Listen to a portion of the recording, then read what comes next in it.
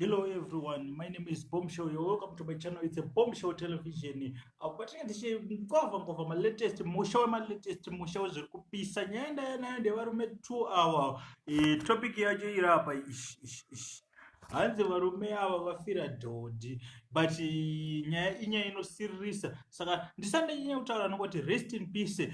Stay kusvika vhidhiyo rapera ndikutise ndikuudze nyaya yacho maitikiro azvaita. Maitikiro azvaita akamira so, pane hanzi wekugweru akapfurwa nepfuti kumusana achitongozvibatsirawo zvake, apinda pasango akuzvibatsira avhafurwa nepfuti. Saka amene kuti vaifunga kuti imbavha here kana munhu ari kutohwanda zvaaita here kana kuti chii, but amene kuti unongotanga kupfura munhu here.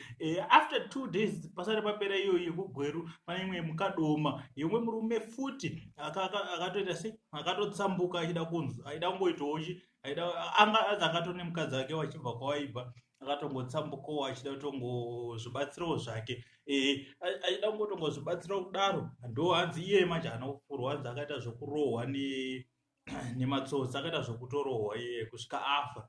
Saka pakaipa guys, zvikuitika munyika muno mumahwani. Saka if you're new here, don't forget to subscribe to my channel, because tichakupai zvinge zvichipisa, tichakupai ma latest zviri kutenderera zvichangoitika nemacomedy oshow atetichita atichishuta, and the main himself anenge aripo, inini Bombshell.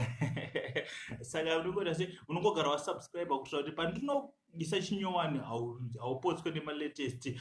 Saka nyaya iri kuitika ndeiyoyo yevarume 2 avo vakafa nenzira yakada kuti akakufanana, vese vanga vatsambuka, asi hey pakaipa guys.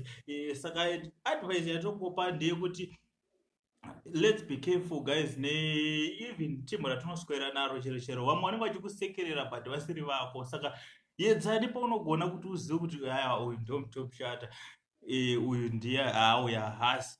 Shoko raMwari charinovha ratoti imba raJehovha chete, munhu anokurasisa, even madhamu cheche vanonatokurasisa. Saka pakaipa ndo nyaya ndandinayo. Don't forget to subscribe to my channel, and ndichitenda zvekare guys, channel yedu iri kukura each and every day. Vari kusubscribe every day, aiwa makapenga.